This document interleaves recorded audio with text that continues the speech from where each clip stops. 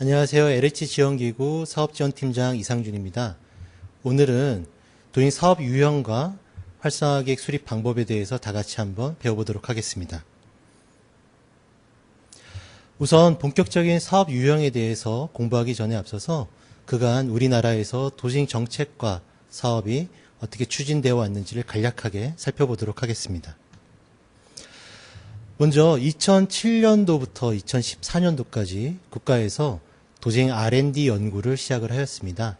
이 R&D 연구에서는 도행 사업 정책과 도행 사업에 필요한 기법들을 발굴하는 과정이 있었고요. 이를 토대로 현재의 도행특별법의 근간을 이루는 법적 근거를 마련하는 데 큰 기여를 하였습니다. 그리고 연구를 통해서 개발된 기법 중에 일부는 전주 그리고 창원 두 곳에 테스트베드를 약 3년간 운영하여서 현장 적용성을 검증한 바가 있습니다. 2013년도에 법이 제정이 되고 14년도에 법 시행과 함께 최초의 국비지원 사업인 도시선도지역 13곳이 선정되어서 작년까지 사업이 진행되었고요. 올해도 일부 잔여 예산이 남아있어서 사업이 진행 중에 있습니다. 그리고 2016년도에는 저희가 흔히 2차 지구 혹은 일반 지역이라고 불리는 사업이 33곳이 뽑혀서 현재까지 계획을 수립하고 사업을 왕성하게 진행 중에 있습니다. 그러던 과정에서 작년에 도행 뉴딜 사업이 대선 공약으로 발표가 되었고 작년에 처음으로 기존의 사업의 단점을 보완하고 또 뉴딜 사업의 취지에 부합하는 시범 사업의 형태로 68곳이 선정되어서 현재 계획 수립을 진행하고 있습니다. 도행 사업 참 어렵죠. 도행 사업에 대해서 이해하기 위해서는 먼저 도시 쇠퇴란 문제에 대해서 저희가 이해를 할 필요가 있습니다. 노후 낙후되었다라는 표현은 많이 아마 들어보셨을 것 같습니다. 노후 낙후가 가장 좋았을 때를 비교했을 때 현재 나빠진 상태, 즉 결과를 의미한다면은 이 쇠퇴란 표현은 노후 낙후되어가는 과정을 좀 더 중요시한 의미다라고 이해하실 수 있는데요. 이 쇠퇴 문제, 도행 사업에서 왜 중요한지 다음 페이지를 한번 같이 보시면서 이해하도록 하겠습니다. 도행 사업이 어려운 것은 우리의 신체가, 우리의 몸이 병들고 아픈 이유가 다 다르듯이 도시가 쇠퇴하는 원인, 그 과정도 다 다르기 때문입니다. 참고로 저 같은 사람은 도시 계획 혹은 건축 쪽을 공부를 했는데요. 흔히 저 같은 사람이 와서 도행 사업을 얘기할 때는 물리적인 정비, 또 인프라의 개선을 많이 얘기합니다. 반면에 경제를 하신 분들은 사회적 경제, 또 예술문화를 하신 분들은 예술문화인들이 지역사회 구성원과 어울려서 지역을 활성화시키는 각기 다른 처방을 얘기하기 따름이죠. 도시행 사업에 있어서 이렇게 어려운 것은 이 쇠퇴라는 원인 그리고 그 과정이 다르듯이 재생사업에서 하는 목표와 사업의 내용도 각기 다를 수밖에 없기 때문입니다. 하지만 한 가지 공통점이 있는데요. 우리 도시가 겪고 있는 그 쇠퇴의 원인을 찾아서 해소하는 것이 가장 기본적인 공통점이라 할 수 있습니다. 또한 이러한 쇠퇴 원인을 극복하거나 해소하는 것이 한 번에 이루어지지 않기 때문에 지속적으로 노력하는 것이 두 번째 공통점이라 할 수 있겠죠. 하지만 자료 화면에서 보시다시피 마지막에 남아있는 능동적 처방이란 부분이 상당히 중요한 메시지를 담고 있는데요. 우리 지역, 우리 도시, 우리 사회가 쇠퇴한 것은 참 안타까운 일입니다. 하지만 그 문제 해결을 위해서 정부가 나서야 된다는 부분에 대해서는 전문가들조차도 그 의견이 상이한데요. 아주 극단적으로 말씀을 드리면은 지자체와 지역사회 그리고 주민들 스스로가 할 일이지 정부까지 나서서 도와줄 일은 아니다라는 설이 오히려 더 설득력을 많이 갖고 있습니다. 그럼에도 불구하고 우리나라에서는 도시행특별법 제정 이후에 벌써 만 4년 동안 그리고 그 이전에도 유사법령을 통해서 쇠퇴한 지역의 활성화를 위한 다양한 지원 사업들을 펼치고 있는데요. 그 이유는 바로 이 능동적 처방에 있습니다. 다시 한번 이 화면을 자세히 보시면요. 우리 지자체, 우리 지역이 겪고 있는 쇠퇴의 원인을 스스로 찾고 그 원인이 더 이상 반복되지 않도록 지속 가능한 노력을 하는데 거기에 필요한 능동적 처방, 즉 행정적 지원과 예산적 지원을 스스로 해운 지자체인 경우에는 정부가 나서서 초기 사업을 지원함으로써 보다 사업이 원활하게 진행될 수 있도록 도와줘야 됩니다라는 이유로 국비 지원 사업을 지금까지 하고 있다라고 이해하시면 좋을 것 같습니다. 이러한 도시재생 정책의 기본적인 취지를 잘 이해하셨다면요. 법 체계와 추진 체계에 대해서 다시 한번 알아보도록 할 텐데요. 우선 법명을 잘 보시면은 도심 활성화 및 지원에 관한 특별법, 즉 쇠퇴한 지역의 도심 사업을 통해서 활성화를 시키는데 그에 필요한 지원을 정부와 지자체가 좀 더 특별하게 하겠다라는 지원법이라는 점을 잘 이해하실 수가 있을 것 같습니다. 이 지원법은 특징과 한계가 있는데요. 쇠퇴한 지역의 포괄적인 예산 지원을 융통성 있게 할 수 있다라는 장점이 있는 반면에 개별적인 사업들은 도심특별법에 구체적인 시행 근거가 없는 경우에는 각각의 개별 법령에 따라 사업이 시행되는 좀 복잡한 구조를 가지고 있다라고 이해하시면 될 것 같습니다.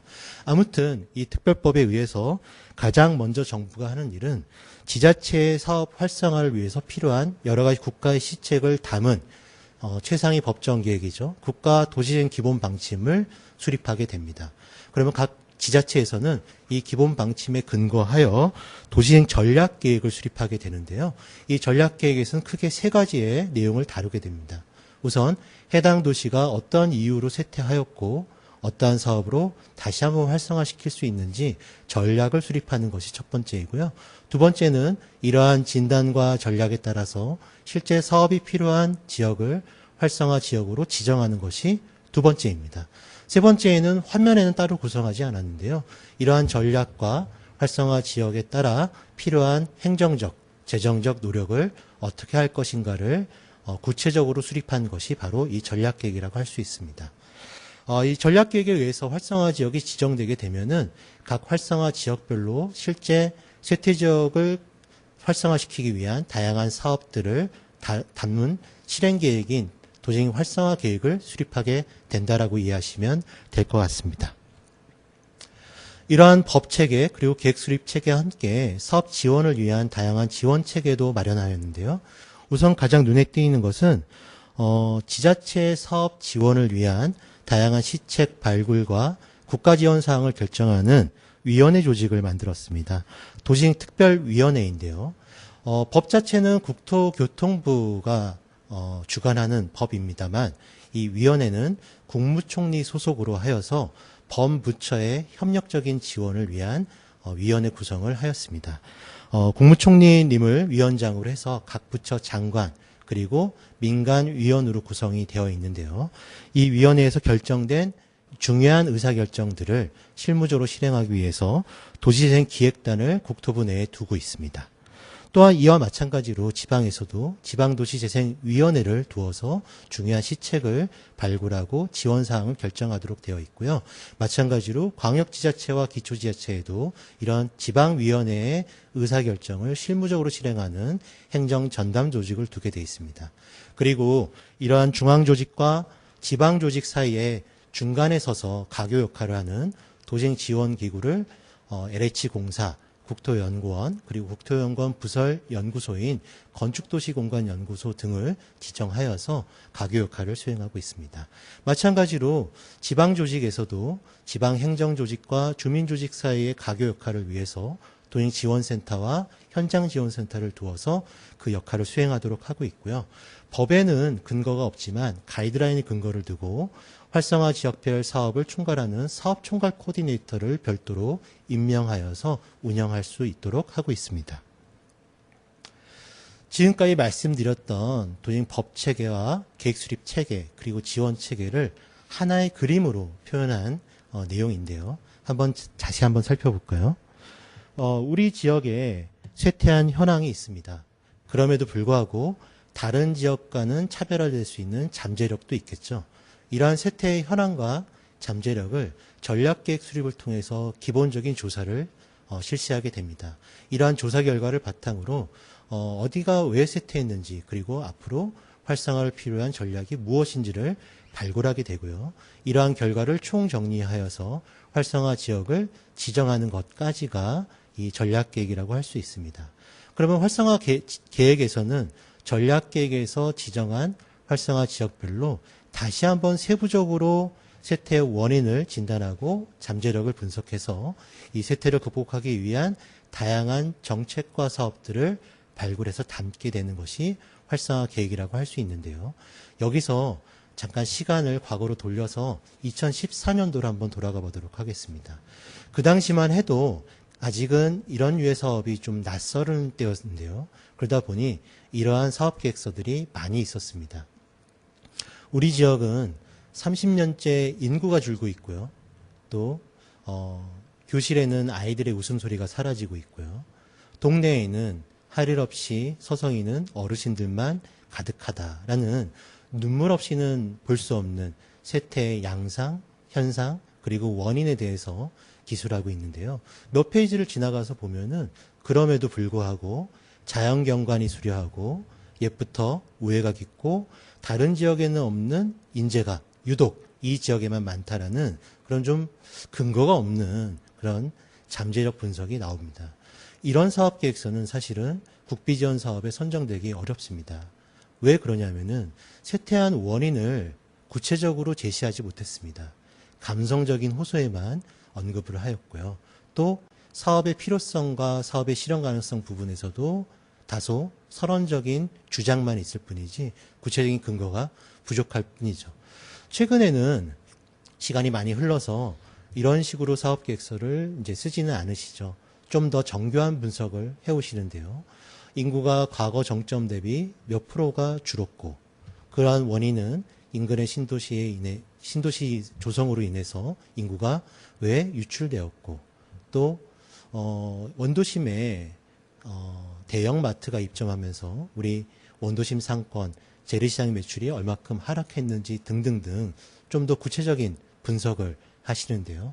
여기서 한 번만 더 생각을 해보면 여전히 저희가 사업에 필요한 분석을 다소 못하고 있는 것이 아닌가라는 그런 좀 지적을 할 수 있습니다. 전국의 인구는 서울도 인구가 줄고 있죠. 최근에는 세종 그리고 제주 정도만 인구가 늘고 있고 전국의 인구가 다 줄고 있습니다. 전국엔 신도시가 없는 데가 없죠. 중요한 것은 인구가 주는 것이 아니라 인구가 왜 줄었는지를 분석하는 것입니다. 두 번째, 전국에 대형 마트가 없는 곳이 없습니다. 원도심의 상권, 재래시장 다 매출액이 줄었습니다. 대형 마트가 입점해서 매출이 준 것도 중요한 사실이지만 우리가 대형 마트와 똑같은 상품을 더 질 낮은 서비스로 제공하는 것이 아닌지 기존의 상권 활성화를 위해서 시도해왔던 다양한 사업들이 문제가 없는 것인지를 다시 한번 분석해서 필요한 전략과 사업을 도출하는 과정이 앞으로 좀 보완되어야 될 것 같습니다. 활성화 계획에 의해서 결론적으로 남는 것은 지역 활성화를 위해 필요한 다양한 단위 혹은 세부 사업들인데요. 가장 첫 번째로 등장하는 사업은 도시행특별법에 의해서 직접적인 국비 지원을 받고 이에 상응하는 지방비를 매칭하여 추진하는 도시재생 재정보조 사업이라 할 수 있습니다. 흔히 마중물 사업이라고 저희가 이제 부르죠. 이러한 도시재생 재정보조 사업과 함께 국토부 그리고 다양한 정부 부처의 국비 지원을 받는 부처 연계 사업을 같이 연계해야 됩니다. 그리고 개별 지자체별로 자체 재원을 통해 추진하는 지자체 자체 사업도 같이 함께 수립을 해야 되겠죠. 그 밖에 공기업 혹은 민간 등이 투자하는 각종 투자 사업도 다 같이 어우러져서 이 활성화 계획에 필요한 다양한 사업들이 구성된다라고 이해하시면 될 것 같습니다. 그리고 최근에는 주택도시기금 개편을 통해서 기금에 의한 융자, 출자, 그리고 각종 보증 지원과 관련된 사업비도 지원을 해드리고 있다라고 이해하시면 될 것 같습니다. 자, 실제 국비 지원 사업의 지원 절차, 공모 절차에 대해서 좀 알아보도록 하겠습니다. 이 공모 절차는 크게 선도 지역이냐, 선도 지역이 아니냐에 따라서 약간의 절차가 달라지게 되는데요. 여기서 선도 지역이라는 새로운 용어가 등장하게 됩니다. 선도 지역은 쇠퇴가 시급하거나 재생 사업의 파급 효과가 클 것으로 기대되는 지역을 정부가 직접 지정하는 방식을 의미하는데요. 먼저 선도 지역 방식인 경우에는 정부가 공모 지침을 발표하게 되고 각 지자체가 주민 의견 수렴 등을 통해서 사업계획서를 제출하게 됩니다. 소정의 공모 절차에 의해서 사업이 선정되고 나면은 정부가 이 지역을 선도지역으로 지정하게 되고요.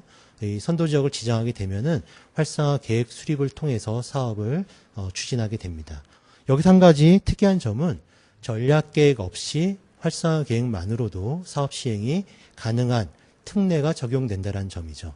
무슨 얘기냐면은 정부가 사업이 필요한 지역은 활성화 지역을 선도지역이라는 이름으로 지정하기 때문에 전략계획에서 지정해야 되는 활성화 지역의 지정에 대한 행정 절차가 생략될 수 있다라는 부분이 가장 큰 차이점이라고 할 수 있습니다. 반대로 선도지역이 아닌 경우에는 기본적인 절차는 똑같습니다. 다만 국가가 선도지역으로 지정하는 지정 절차가 생략되고 국가 지원 사항을 결정하는 행위만 있다라는 부분이 차이점이라고 할 수 있습니다. 당연히 해당 지자체에서는 전략계획이 먼저 수립되어서 활성화 지역이 지정되어 그 효력이 발생되어야지만 활성화 계획을 수립할 수 있는 법적 계획 수립 절차가 다소 상이하다라고 이해하시면 될 것 같습니다. 아무튼 공통점인 것은 이 두 가지 방식 모두 활성화 계획이 수립이 되면은 그 활성화 계획에 포함되어 있는 단위 및 세부 사업이 이 계획에 의해서 또 관련 법에 의한 절차에 의해서 시행이 된다는 부분이고요. 또 국토부에서 매년 전년도의 사업 실적을 평가한다라는 평가 절차가 따라간다라는 부분을 잘 이해하시면 될 것 같습니다. 지금까지 말씀드렸던 정책 흐름, 그리고 법, 제도, 지원 체계, 그리고 국가 공모 사업에 대한 절차에 따라서 14년도에 선도지역 13곳이 지정되어서 현재까지 사업을 마무리하고 있는 그런 단계에 이르고 있고요. 또 2차 지구 33곳이 지정되어서 현재 계획 수립 단계를 마무리하고 본격적인 사업이 시행되고 있다라고 이해하시면 될 것 같습니다. 그리고 작년도 하반기에 도잉 뉴딜 시범 사업의 형태로 68곳이 선정되었고요. 작년도 말에 대부분의 지역이 선도지역으로 지정되어서 지정 절차를 마무리하고 올해 상반기에 계획 수립 절차를 곧 마무리해서 올해 하반기부터는 본격적인 사업 시행의 절차에 진행되게 된다라고 이해하시면 될 것 같습니다. 자, 다음으로는 본격적인 도잉 사업 유형에 대해서 알아보도록 하겠습니다. 도잉 뉴딜 추진 방향에 대해서 먼저 간략하게 소개를 좀 드려보면요. 지역 공동체가 주도하여 지속적으로 혁신하는 도시, 이 두 가지 키워드를 강조하고 있습니다. 도잉 사업은 기존의 도시개발 사업과 달리 상향식 도시계획 사업입니다. 지자체, 지역 주민 등의 지역 사회가 주도해서 계획을 수립하고 사업을 추진한다라는 부분을 강조하고 있고요. 또한 기존의 재개발 재건축 사업과 달리 다양한 필요한 거점 시설을 마련하고 커뮤니티를 회복하고 일자리를 창출하는 다양한 목적의 사업을 함께 한다는 점에서 혁신하는 도시라는 키워드를 강조하고 있습니다. 4대 목표로는 주거복지, 도시 활력, 일자리 창출, 공동체 회복이라는 목표를 두고 있고요. 이에 따라서 3대 추진 전략과 5대 추진 과제를 가지고 사업을 추진할 예정입니다. 구체적으로 사업 유형에 대해서 알아보면요. 사업 유형은 크게 보시면 5가지 유형입니다. 화면에서 보시는 맨 왼쪽부터 보시면은 도행특별법에 따라서 활성화 지역의 유형은 도시경제기반형과 근린재생형으로 나누어져 있습니다. 2차 지구가 시작된 2015년도 또 사업 지원이 시작된 2016년도부터는 근린재생형을 다시 한번 중심시가정과 근린재생 일반형으로 나누어서 세분화되었고요. 작년 뉴딜 시범 사업을 계기로 기존의 경제기반형, 중심시가정, 일반 근린형은 그대로 보완이 되어서 사업이 추진되고 있고요. 주거지 지원형과 우리 동네 살리기가 새롭게 신설이 되었다라고 이해하시면 될 것 같습니다. 여기서 주거지 지원형과 우리 동네 살리기는 약간의 차이점이 있는데요. 주거지 지원형은 도시특별법에 근거를 두고 있는 도시사업, 그 중에서도 근린재생형 도시사업의 세부 하위 유형이라고 이해하시면 될 것 같고요. 우리 동네 살리기는 국가균형발전특별법에 따른 기존의 도활사업, 도시활력 증진지역 개발 사업의 새로운 명칭과 사업 내용이다라고 이해하시면 큰 무리가 없을 것 같습니다. 각각의 사업 유형별로 구체적인 내용들을 비교한 표인데요. 자료로 한번 확인해 보시면 될 것 같습니다.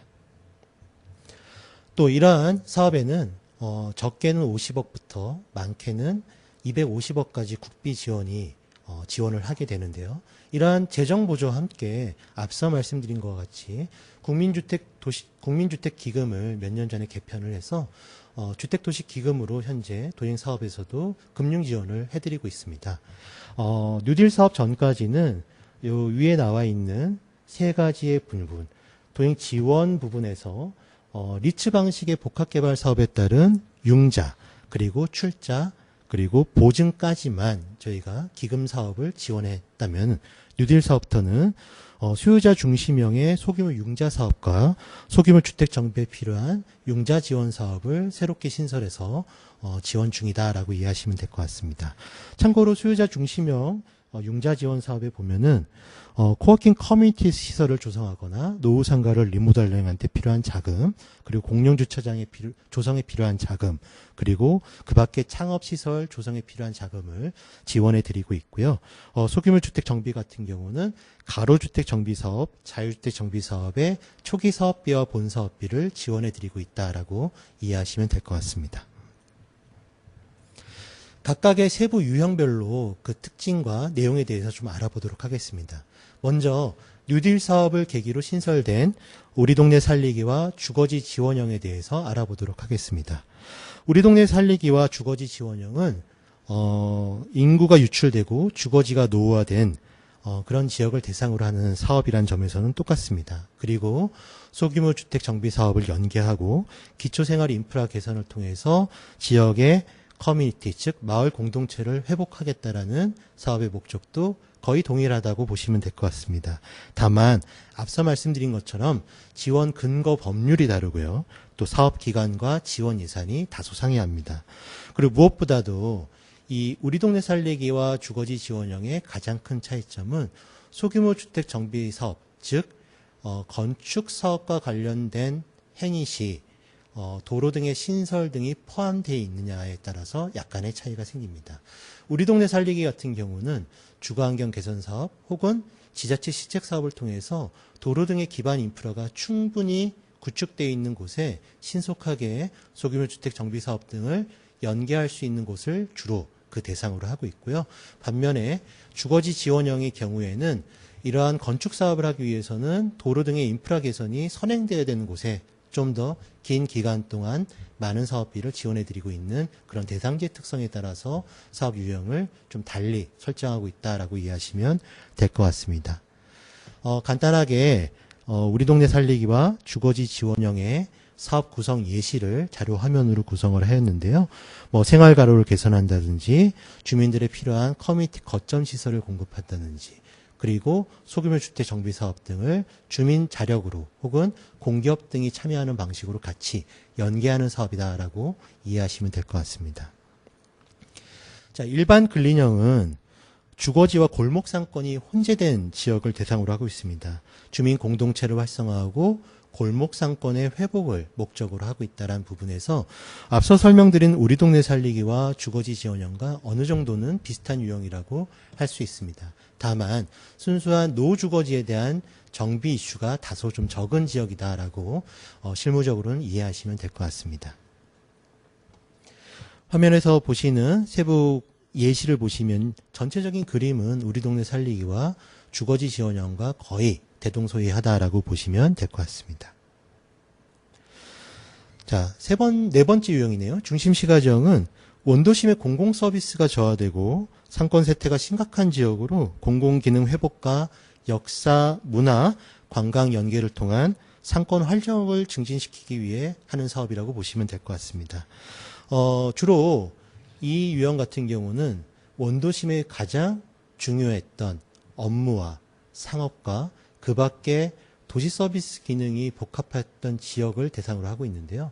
이러한 도시 서비스 기능이 다양한 원인에 의해서 쇠퇴가 되었고 그러한 기능을 대체할 수 있는 새로운 도시 서비스 기능을 확보하고 내외부의 직객을 유발해서 그 지역의 활력과 상권 활성화를 유도하는 그런 사업의 특성을 갖고 있다라고 이해하시면 될 것 같습니다. 간단한 예시도이고요. 그림은 이제 지역에 따라서 사업의 구체적인 내용은 달라질 수 있으므로 참고만 하시면 될 것 같습니다. 마지막 유형은 경제기반 유형인데요. 국가 혹은 도시 차원에서 경제적 쇠퇴가 심각한 지역을 대상으로 복합 시설 등을 구축하고 새로운 경제 거점을 만들어서 결론적으로는 일자리가 새롭게 만들어지는 그런 유의 사업이라고 보시면 될 것 같습니다.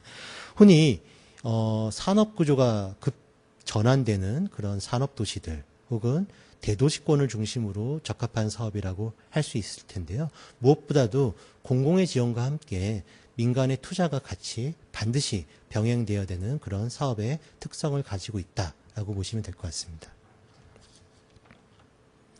간단한 사업 구성 예시이고요. 자, 앞으로 그러면 정부에서 이러한 5가지 유형에 대해서 어떻게 사업을 뽑아나갈 것인가, 또 어떻게 지원할 것인가에 대해서 간단하게 소개를 드리도록 하겠습니다. 우선 정부에서는 단계적으로 지역이 주도하는 사업, 그리고 지역이 사업을 선정하고 관리하는 체계를 확립하도록 할 예정입니다. 작년과 올해는 혁신기에 해당이 되는데요. 지자체 선정 권한을 일부 위임해 드리고 실제 지역에 필요한 사업들을 발굴해서 다양한 성공 사례들을 확보하는 데 중점을 두고 있습니다. 그리고 이제 3, 4년 차에는 평가와 관리 권한을 더욱더 많이 지역에 위임해 드리고 광범위한 사업의 효과를 확산시킬 수 있는 그런 사업을 뽑을 예정입니다. 그리고 5년 차 이후인 안정기에는 지자체의 자율적인 권한을 최대한 보장을 하고 지역이 주도하는 사업 추진과 관리 체계가 정립되도록 유도할 예정입니다. 올해 같은 경우도 여러 가지 이슈가 있었는데요. 우선 국정과제 실현과 도시문제 해결, 그리고 다양한 부처의 협업을 통해 지역에 특화된 사업들에 보다 가점을 부여해서 그러한 사업이 선정되도록 유도하고 있습니다. 특히 사업의 선정 평가에 대한 기준도 작년과 마찬가지로 광역지자체가 자율적으로 선정하는 광역평가와 또 국토부, 중앙이 평가하는 중앙평가로 나누어서 시행을 하고 있는데요. 우리 동네 살리기 주거지 지원형 그리고 일반 근린형까지는 광역지자체에서 자율적으로 선정하여서 최종적으로 정부가 대상 지역을 선정하는 그런 선정 체계를 갖고 있습니다. 그리고 중앙평가, 즉 국토부에서는 중심시가정, 그리고 경제기반형, 그리고 공공기관 제한형을 별도로 뽑고 있다라고 보시면 될 것 같고요. 이러한 내용대로 잘 뽑힌다고 하면은 약 100여 곳 정도가 올해 또 신규로 선정될 예정입니다. 세부적인 공모 절차는 공모 선정 계획에 대한 각계각층의 의견 수렴을 통해서 각 지자체가 준비하신 그리고 공공기관이 준비하신 사업계획서를 접수를 받고요. 그리고 사전 적격성 검증 절차를 통해서 1차 서면평가, 그리고 현장 실사 및 컨설팅, 그리고 2차 종합평가와 발표평가의 흐름으로 공모평가가 진행이 될 예정입니다. 그리고 이제 이러한 평가 결과를 종합하고 부동산 영향 등에 대한 여러 가지 검증 절차를 거쳐서 사업 공모 결과를 선정 발표할 예정인데요. 현재 18년도 공모 같은 경우에는 이 2차 종합 평가가 거의 이제 마무리되어 가고 있는 과정이 진행되고 있습니다. 그리고 약 2주 정도의 최종적인 검증 절차를 거쳐서 8월 말 9월 초쯤에는 공모 결과를 발표할 예정이고요. 연말쯤에는 선도지역 지정 등의 절차, 그리고 내년도 상반기에는 활성화 계획 수립에 관한 실무적인 절차가 진행된다라고 이해하시면 될 것 같습니다.